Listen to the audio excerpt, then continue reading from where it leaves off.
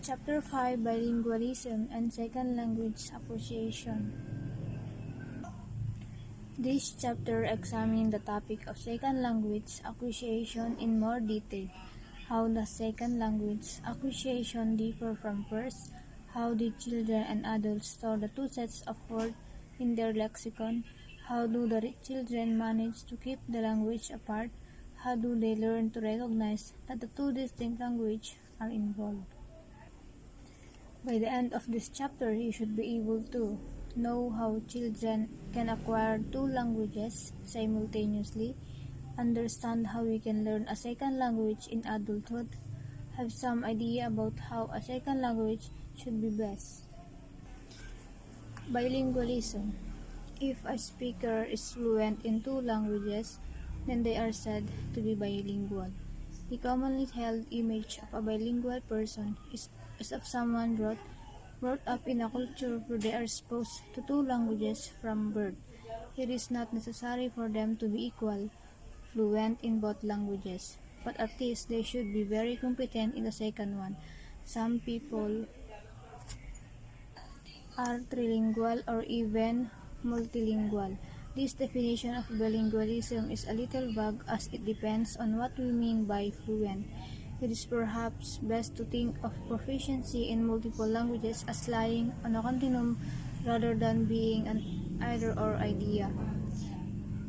This is common in some part of the world. In short, bilingualism is ability to speak and understand how two languages fluently. Ito ay tumutukoy sa dalawang wika kung paano natin ito sabihin. Categories of bilingualism. First, simultaneously bilingualism. This occurs when a child is exposed to two languages from birth. They acquire both languages naturally and simultaneously, often without any conscious effort. For example, a child raised in a bilingual household where one parent speaks English and other speak Mandarin. Ito ay nangyayari kapag ang isang bata ay nalantad sa dalawang wika na kaya niyang maka-adapt sa ibang wika. Second, early sequential bilingualism. This happens when a person learns a second language after already acquiring their first language. This can occur at any age but is typically referred to as second language acquisition. For example, a child born in Spanish-speaking family who moves to an English-speaking country. Third, late bilingualism. It refers to the acquisition of a second language after childhood, typically after a critical period. This means starting to learn a new language as a teenager or adult. For example, an adult who moves to a new country for work and needs to learn the local language. These three categories of bilingualism, we use this in every time. A number of factors determine which language people use in bilingual society. Naturally, the speaker's home background is very important, as it to whom the person is speaking. Some societies may have a history of attempting to impose one language as being higher in prestige than others. Using particular language may be a signal of solidarity with the distant from others. According to Leopold, 1939-1949, one of the earliest detailed studies of bilingualism was a diary study. Leopold was a German linguist whose daughter Hildegard had an American mother and lived from an early age in the USA. German was used in the home at first, but this soon gave him to English, the environment language. The diary showed that young children can quickly forget the old language and pick up the new one if they move to another country.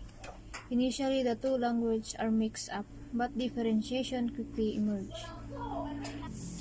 The advantages of being bilingual.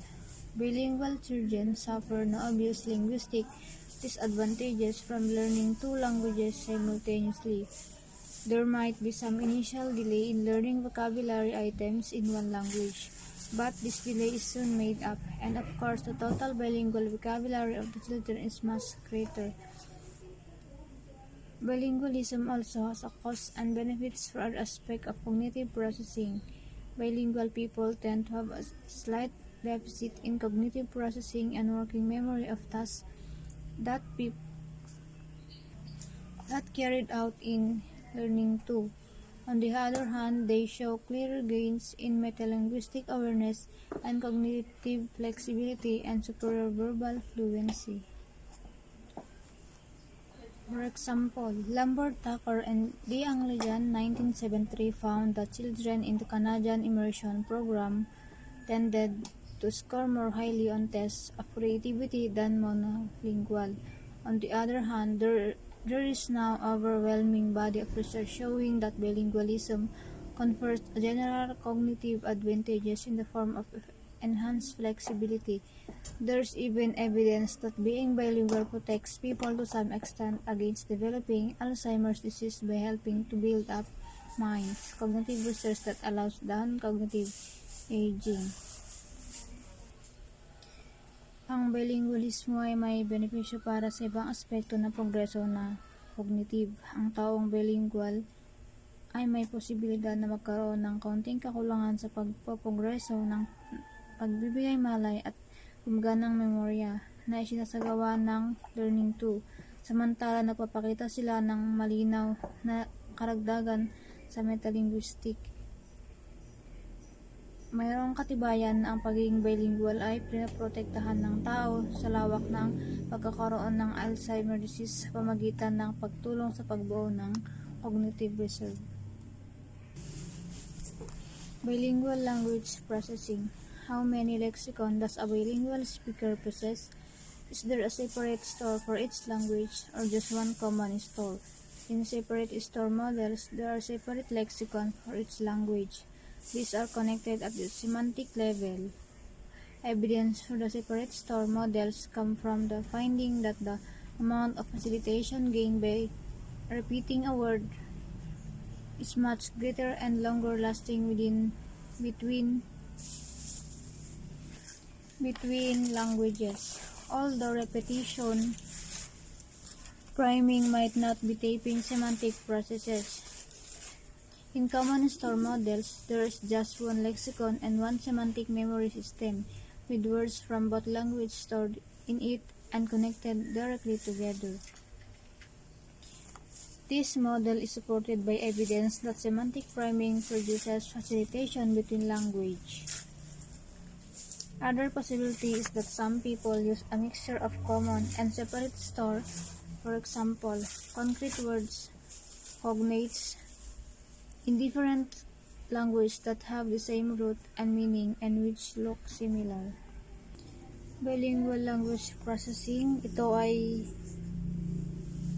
katibayan ng pamamagitan ng paggamit ng paulit-ulit na salita isang pamamaraan na tinatawag na repetition priming. Halimbawa, mesa at upuan, at paggamit ng concrete word cognates. Bilingual syntactic processing. There has been much less research on how bilingual people process syntax than there has on how they process individual words. The issues are much the same for languages that use similar sort of construction. Do people store syntactic knowledge separately for each language or just once in shared store?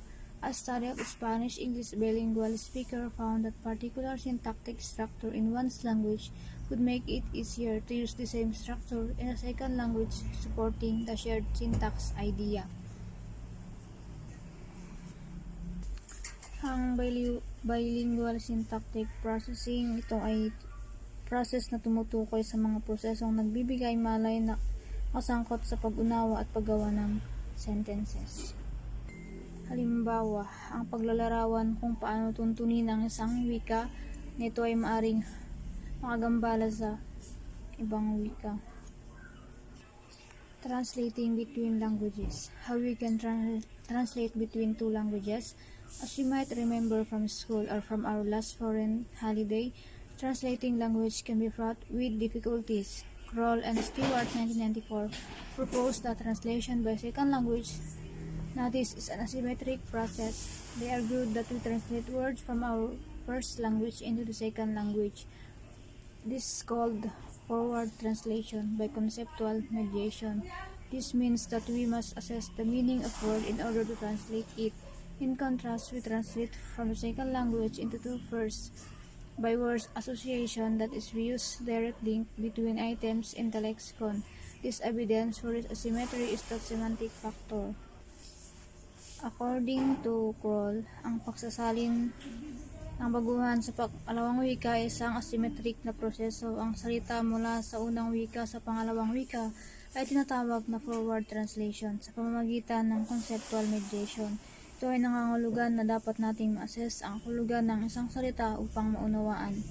For example, in English, how are you? In Spanish, hola, ¿cómo estás? Models of bilingualism. The most influential model of bilingualism that attempts to tell a complete story of the psychological processes. The neuroscience of bilingualism, second language acquisition. How we can make second language acquisition easier. Evaluation of work on bilingualism in second language acquisition.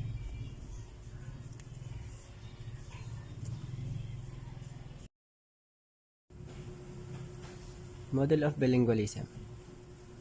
The most influential model of bilingualism that attempts to tell a complete story of psychological process. Involved is the bilingual interactive actions plus BIA plus model. A development of original BIA model to include phonological and sublexical levels of processing. C. Dijkstra Van Heva in 2002. The model attempt to bring together all types of evidence concerning the orthographic processing of two language, but make sure you recognize cognates, words that look the same or very similar in two languages, such as silence in English and French, or animal in English representation, words phonemes connected together by facilitatory and inhibitory connections. For example, ang modelo na sumusubok na pagsasamahin ngunit ginagamit ang pagkilala ng cognates. Example, pagsalita ng phonemes o phonema.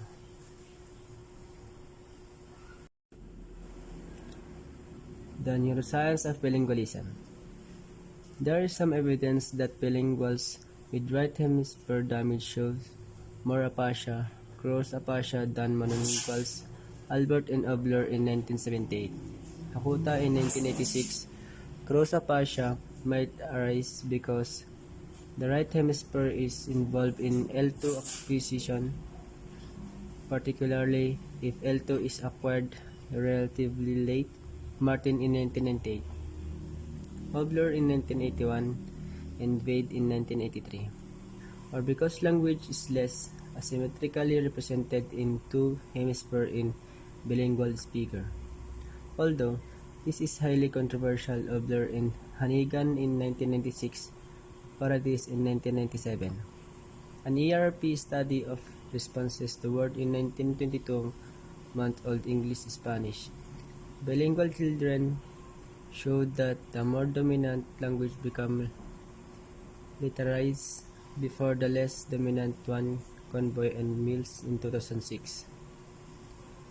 In additional two types of aphasia shown by individual who speak only one language.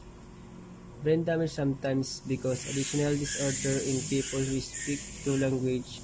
For example, we can observe pathological switching and mixing of languages and difficulties in translating between the languages. For example, ang neuroscience ng bilingualism ay isang nakakaakit na larangan na nag-aaral kung paano pinoprogreso at kinakatawan ng utak ng dalawang wika. The most interesting issues is the extent to which processing of different languages tend to be localized in different parts of the brain. One of the first reports of different part of the brain. This was scored by Jackson, describing the case of an Englishman who, after a blow to the head, selectively lost his knowledge of Greek. Since then, there have been a number of reports of the selectively impairment of one language following brain damage, and many more of differential recovery of the two languages. C. Fabro in 2001, Obler and Hannigan in 1996, Paradise in 1997. The evidence is consistent with two independent language systems connected at the conceptual level. Imaging suggests that the time of acquisition must affect the grammatical aspect of language. The lexicons of both early late bilingual are organized similarly. However, individuals who acquired the second language after the age of 7 show different organization. Fabro in 2001, in particularly in early acquisition, bilinguals, closed and open classwords are stored in different parts of the brain. In late acquisition, bilingual closed classwords are stored with open classwords. Second language acquisition. A second language acquisition happens when a child or an adult has already become competent at a language and then attempt to learn another. We should distinguish between learning a second language naturalistically when a child or person moves to new country and class-based instruction. There are a number of reasons why a person might find learning second language difficult. First, we saw in Chapter 3 that some aspects of language learning, particularly involving syntax, are more difficult outside critical period. Second, older children and adults often have less. And there is some evidence that the time course of L2 acquisition follow a U-shaped curve. Initial learning is good, but there then is a decline in performance before the learning becomes more skilled. McLaughlin and Heredia in 1996. The decline in performance is associated with a substitution of more complex internal representation for less complex ones. That is, the learner's knowledge becomes restructured. For example, as learner move learning by rote using syntactic rules. Utterances tend to become shorter. A number of methods have been used to teach a second language. See Figure 5.2. The tradition method is based on translation from one another with lecture in grammar in primary language. Example, ang pangalawang wika ay ang progreso na pag-aaral ng wika, maliban sa pangtubong wika ng isang tao. The Book of Russian in 1982 has proven influential, is controversial in understanding how we might better teach languages. He proposed 5 hypotheses concerning language acquisition that together form the Monitor model of second language learning. See Figure 5.3. Central to his approach is a distinction between language learning, which is what traditional method emphasized, and language acquisition, which is more akin to what children do naturally. Learning emphasizes explicit knowledge of grammatical rules, whereas acquisition emphasizes their unconscious use, although learning has its role. To be more successful, second languages acquisition should be placed more emphasis on acquisition. The first of five hypotheses is the acquisition and learning distinction hypothesis. Children acquire their first language largely unconsciously and automatically. They do not learn it early, views that emphasize the importance of the critical period maintain that adults can only learn a second language consciously and effortlessly. Krashen argued that adults could indeed acquire the second language. The second hypothesis is the natural order in acquisition hypothesis. The order acquisition of syntactic rule and the type of errors of generalization made were the same in both languages. So how we can make second language acquisition easier? Second language acquisition is often characterized by a pace or phases of silent periods when few productions are offered despite obvious development. Classroom teaching method that force students to speak in this silence period might be doing more harm than good. Newmark in 1966 argued that his has the effect of forcing the speaker back onto the rules of the first language. Hence, silence period should be respected. Krashen in 1982 argued we should make second language acquisition more like first language acquisition by providing sufficient comprehensible input. The immersion method involving complete exposure to L2 exemplifies these ideas. Who is schooled in Montreal, Canada, contain English-speaking children who are taught into French in all subjects from their first year. Brack, Lambert, and Tucker in 1976. Immersion seems to have no deleterious effect, and if anything might be beneficial for other areas of development. The French acquires is very good but not perfect. There's a slight accent and syntactic error are sometimes made. Finally, some particular methods of learning second languages are of course better than others. Ellis and Beaton in 1993 reviewed that facilitates learning foreign language vocabulary. They concluded that simple rote repetition is best for learning to produce the new words, but that using keyword is best for comprehension. Naturally, learning wants to be able to both. So a combination of technique is the optimum strategy. So how we can make second language acquisition easier? Step 1 is start early.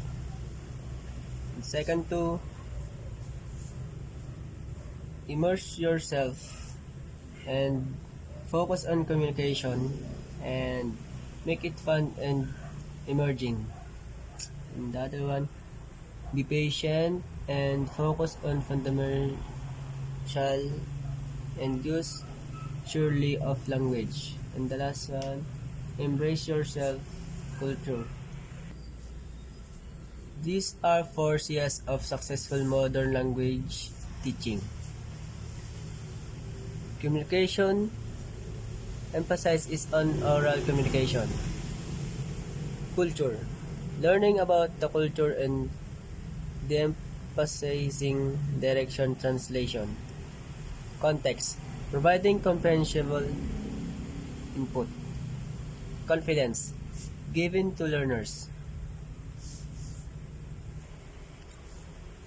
Evaluation of work on bilingualism and second language acquisition. The study of bilingualism and second language acquisition is an increasingly important topic in psychologics.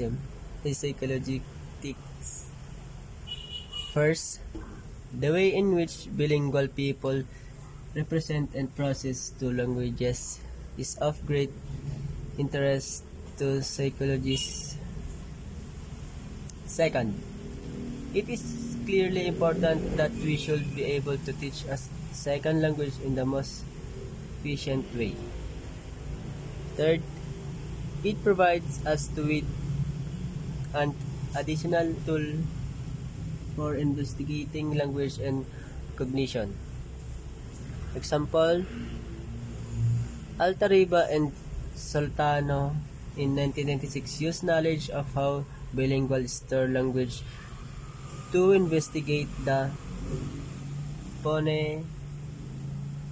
phenomenon known as repetition blindness.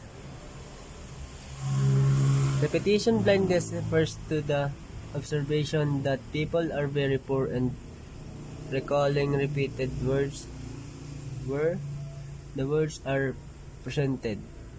Example, when of the given the sentence, she ate salad and fish even though the fish was raw.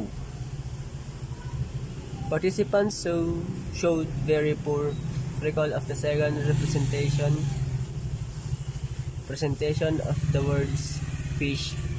Explanation of repetition blindness is that the repeated word is not recognized as a distinct event and somehow, because assimilated with the first presentation of the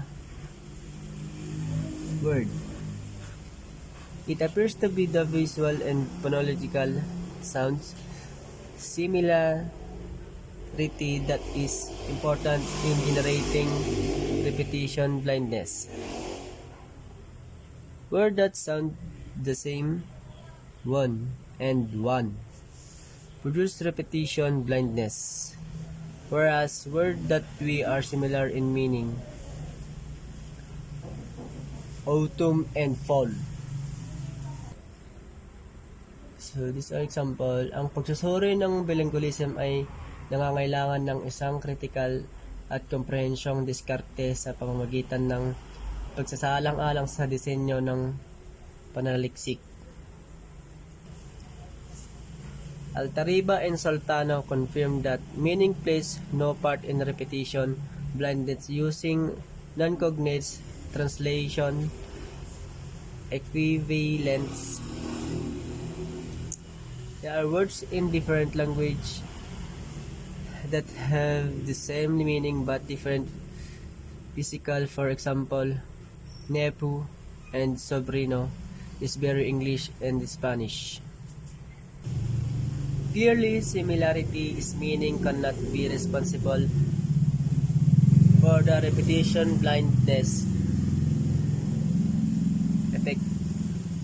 The result also showed that conceptual access in translation is very rapid for bilingual speakers, and also that bilingualism may facilitate some aspect of memory. Learning and using one language is an impressive achievement. Learning and managing several is incredible. In the summary, second language acquisition in adulthood and later childhood is difficult. It is not like first language acquisition, be some general cognitive There are probably both costs and benefits of learning two languages at once. There might be some general cognitive advantage. There has been much debate as to how we translate words between languages. In particular, whether or not there are links between our mental dictionaries or whether the entries are mediated by semantic links. Second, translation probably does involve conceptual mediation. Last one, bilingualism is a useful tool for studying other language processes.